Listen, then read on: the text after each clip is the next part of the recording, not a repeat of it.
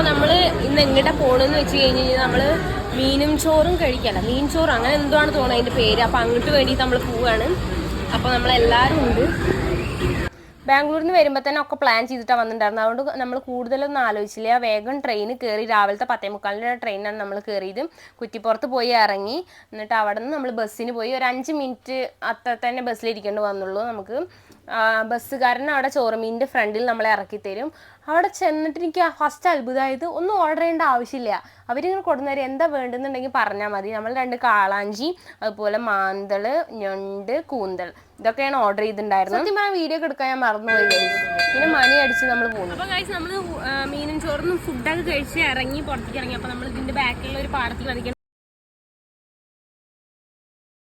ഫുഡിനെ കുറിച്ചുള്ള അഭിപ്രായം എന്താണെന്ന് നമുക്ക് അവരോട് ചോദിച്ചു നോക്കാം.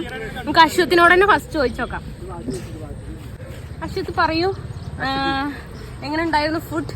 വളരെ നല്ല ഫുഡായിരുന്നു. എനിക്ക് മീൻ അത്രയ്ക്ക് ഇഷ്ടപ്പെട്ടില്ല. കുറച്ച് ഓക്കെ എന്ന് പറയാം. എനിക്ക് അത്രയ്ക്ക് ഹൈപ്പൊന്നും കൊടുത്ത് പറയാൻ അല്ലേ, അത്ര കുഴപ്പമൊന്നായിട്ട് എനിക്ക് തോന്നിയിട്ടില്ല ഗൈസ്. എന്നാലും കുഴപ്പമൊന്നുമില്ല, ടേസ്റ്റ് ഒക്കെ ഉണ്ട്. ഫുഡ് ഊണ് സൂപ്പർ ആയിരുന്നു. ഫുഡ് കഴിക്കലൊക്കെ പെട്ടെന്ന് കഴിഞ്ഞ കാരണം നമ്മൾ നേരെ നിള പാർക്ക് പോയി. അവിടെ നമ്മുടെ ക്രിസ് ബേബിക്ക് കുറച്ച് കൂട്ടുകാരേനെയും കിട്ടി. പിന്നെ വയസ്സൊന്നും നോക്കണില്ല, എല്ലാവരും ഫുള്ള് കളിയിലായിരുന്നു. അതിൻ്റെ ഇടയിൽ കൂടെ ഓൾറെഡി അവിടെ എഴുതി വെച്ചിട്ടുണ്ടാവും നമ്മൾ അവിടുത്തെ പൂവിൽ അവിടുത്തെ ഫ്രൂട്ട്സിലൊന്നും തൊടരുതെന്നൊക്കെ. പക്ഷേ നമ്മളൊന്നും നോക്കിയതായിരുന്നു, പൊട്ടിച്ചൊന്നുമില്ല കേട്ടോ, കാരണം അതൊന്നും പഴുത്തിട്ടുണ്ടായിരുന്നില്ല. പിന്നെ വരുമ്പോൾ ഇത് പോകുമ്പോഴേ നോക്കി വെച്ചതായിരുന്നു വാങ്ങണമെന്ന്. അങ്ങനെ വരുമ്പോൾ ഞാൻ അമ്പാഴങ്ങ കഴിച്ചു ഉപ്പിലിട്ട്, നല്ല ടേസ്റ്റ് ആയിരുന്നു. അങ്ങനെ നമ്മൾ കുറ്റിപ്പുറത്തിനോട് വിട പറഞ്ഞ് നേരെ നമ്മുടെ ഷൊർണൂരിക്ക് എത്തി. അപ്പോൾ എല്ലാവർക്കും ബൈ.